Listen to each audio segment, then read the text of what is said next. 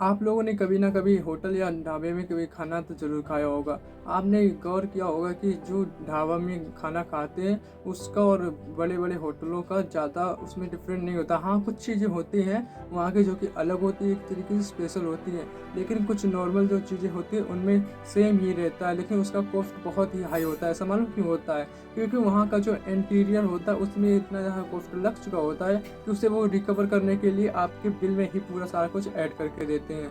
वो खाना इसीलिए वहाँ पे इतना महँगा होता है क्योंकि वहाँ के जो इंटीरियर होता है, जो मैनेजमेंट सिस्टम होता है, उस सारे का बहुत ही ज़्यादा खर्चा आता है, जिस वज़ह से वहाँ का खर्चा बढ़ जाता है और आपका खाना महँगा हो जाता है। और जो कि नॉर्मली ढाबा होता है, वहाँ पे यही रहता है कि भाई नॉर्मली ढाबा है, बैठो, खाओ और अपना काम करो, निकल जाओ।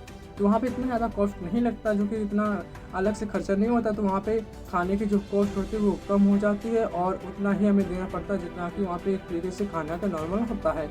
और इसीलिए हमें हमेशा उन चीज़ों पे ध्यान देना चाहिए कि हमें ऐसे नहीं कि वहाँ का महँगा है, यहाँ पे सस्ता है, वहाँ पे ये भी हमें ध्यान देना चाहिए कि भाई वहाँ पे हम बैठने की सुविधा क्या है और वहाँ पे बैठने की सुविधा क्या है, वहाँ पे क्या हो रहा है या फिर यहाँ पे क्या हो रहा है। वहाँ के जो एक तरीके से फैंसी लुक होते हैं, वहाँ के हर चीज़ फैंसी होती है, आपके खाना से लेके टेबल तक सारा कुछ फैंसी होता है, इसीलिए वहाँ का कॉस्ट ज़्यादा होता है। यहाँ पर नॉर्मल टेबल होती है, नॉर्मल स्टूल होता है और नॉर्मल तरीके से ही आपको सर्व किया जाता है। वहाँ पे अच्छे से सर्व किया जाता है, वहाँ पे एक तरीके स्पेशल रखे जाते हैं जो कि वहाँ के वेटर होते हैं, उनको भी सही साथ सैलरी मिलती है और यहाँ के नॉर्मल के जो भी है वो मिलती सैलरी, उस पर भी डिपेंड करता है। तो हमें हमेशा ये नहीं कहना चाहिए कि वहाँ का महंगा खाना तो सेम ही होता है, लेकिन वहाँ का आप ये भी देख लीजिए कि वहाँ पे क्या हो, यहाँ पे क्या डिफरेंट, आप ज़रूर गौर कीजिए। हमेशा किसी और की बातों में आके ये मत कहिए कि वो गलत है। उस चीज़ के बारे में सोचिए और समझिए, उसके बाद ही उस चीज़ को गलत या सही समझाइए। आप जब सोचेंगे, आप जब अपना दिमाग लगाएंगे तभी कुछ हो सकेगा।